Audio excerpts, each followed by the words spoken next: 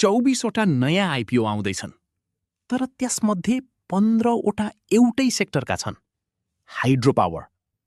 कि यो ठूलो अपर्च्युनिटी हो कि फ्युचर रिस्क? आजको भिडियोले तपाईको सोच बदल्न सक्छ। आजको यस एक्सप्लेनरमा स्वागत छ। शेयर बजारमा भर्खरै पाइला टेक्दै हुनुहुन्छ? त्यसो भए सुन्नुहोस्, अहिले नेपालको शेयर बजारमा आइपिओ अर्थात् इनिशियल पब्लिक अफरिङको एउटा ठूलै बाढी वा भनौँ विशाल छाल नै आउँदैछ।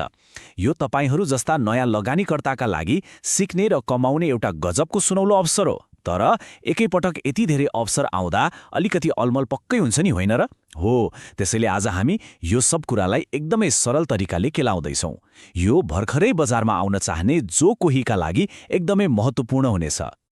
पत्याउनुहुन्छ, बजारमा अहिले 9 अर्ब 11 करोड रुपियाँको विशाल अवसर खुल्दैछ। नेपाल धितोपत्र बोर्डले चालु आर्थिक वर्षमा मात्रै 24वटा नयाँ कम्पनीलाई आइपिओ निष्कासन गर्न ग्रिन सिग्नल दिइसकेको छ। यसको सिधा अर्थ के हो भने लगानीकर्ताको लागि 9 अर्बभन्दा बढीको नयाँ ढोका खुलेको छ। यो सानोतिनो रकम हो त? पक्कै होइन। यो आँकडाले नै देखाउँछ कि अहिले बजारमा प्रवेश गर्न कति ठूलो अवसर सिर्जना भएको छ। ल, अब अगाडि बढौँ है त। आज हामी मुख्य गरी यी 6वटा कुराहरू हेर्नेछौँ। पहिलो, यो आइपिओ लहरको वास्तविकता। दोस्रो, प्रमुख क्षेत्रहरूको तुलना। तेस्रो, किन जलविद्युत क्षेत्रको यति धेरै दबदबा छ। चौथो, बिजुली निर्यातको सम्भावना र मूल्याङ्कन। पाँचौं, उच्च आपूर्तिको जोखिम व्यवस्थापन। र अन्त्यमा बजार प्रवेश गर्ने सही चरणहरू।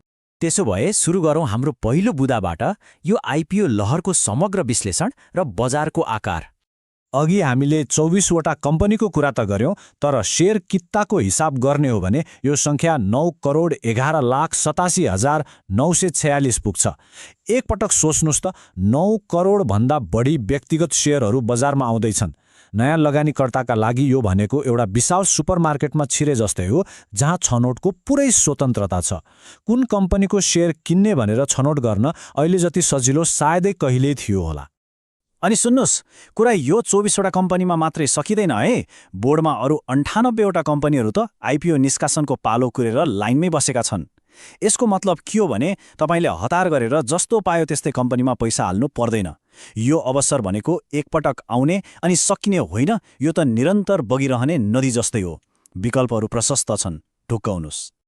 अब लागौँ हाम्रो दोस्रो खण्डतिर, प्रमुख क्षेत्रहरूको तुलना। कुन क्षेत्रका कम्पनीहरू बढी आउँदैछन् त?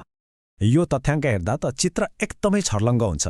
अनुमति पाएका ती 24 कम्पनीमध्ये 15वटा त जलविद्युत क्षेत्रकै मात्रै छन्। उत्पादन तथा प्रशोधनका 7वटा अनि होटल र विकास ब्याङ्कका जम्मा 1-1वटा। यसले के देखाउँछ भने अहिलेको यो आइपिओ लहरमा जलविद्युत क्षेत्रकै राज छ।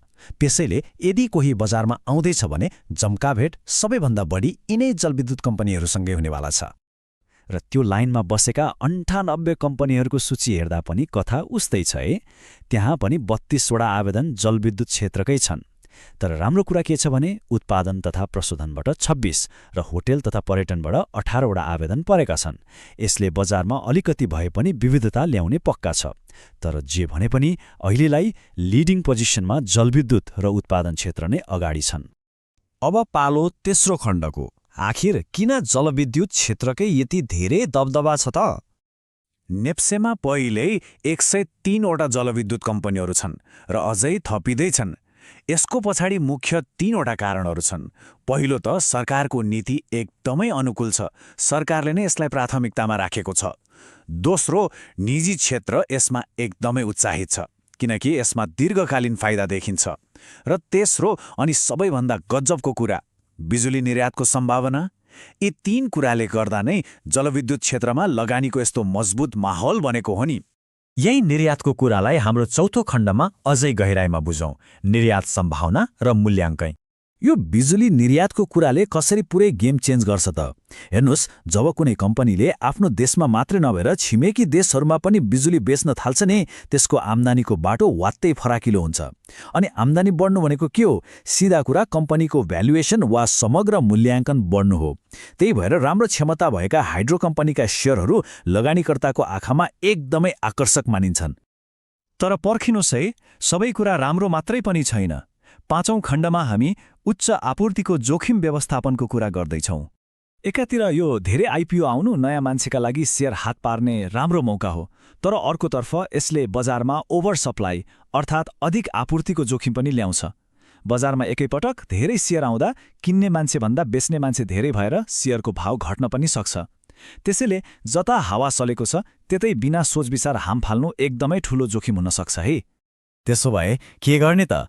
हाम्रो अन्तिम खण्डमा हामी सुरक्षित रूपमा बजार प्रवेश गर्ने चरणहरूबारे कुरा गर्नेछौँ। बजारमा सुरक्षित रूपमा प्रवेश गर्न यी 3 कुरा सधैँ याद राख्नुहोला। पहिलो, बजारमा कुन क्षेत्रका कति कम्पनी आउँदैछन् त्यसको ओभरअल पिक्चर हेर्नुहोस्। दोस्रो, अघि हामीले भने जस्तै धेरै शेयर आउँदा मूल्य घट्न सक्ने जोखिमलाई सधैँ दिमागमा राख्नुहोस्। र तेस्रो तथा सबैभन्दा महत्त्वपूर्ण कुरा, कम्पनीको भित्री कुरा बुझ्नुहोस्। जलविद्युतको लहर चल्यो भन्दैमा आँखा चिम्लेर पैसा हाल्ने होइन नि। त्यो कम्पनीको फाइनान्सियल अवस्था कस्तो छ, म्यानेजमेन्ट कस्तो छ, भविष्यको योजना के छ। ट्रेनको पछाडि कुद्नुभन्दा कम्पनीको आफ्नै तागत हेर्नु 100 गुणा बेस हुन्छ।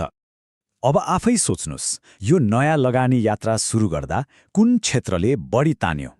के त्यो सम्भावना बोकेको जलविद्युत हो, वा बिस्तारै उठ्दै गरेको होटल र पर्यटन, अथवा सदाबहार चलिरहने उत्पादन क्षेत्र? बजारले ढोका त खोलिसक्यो, तर भित्र पसेर सही साँचो छान्ने जिम्मा अब अध्ययन र विश्लेषणको हो। आजको यस एक्सप्लेनरबाट हामी बिदा चाहन्छौँ। आफ्नो अध्ययन जारी राख्नुहोला।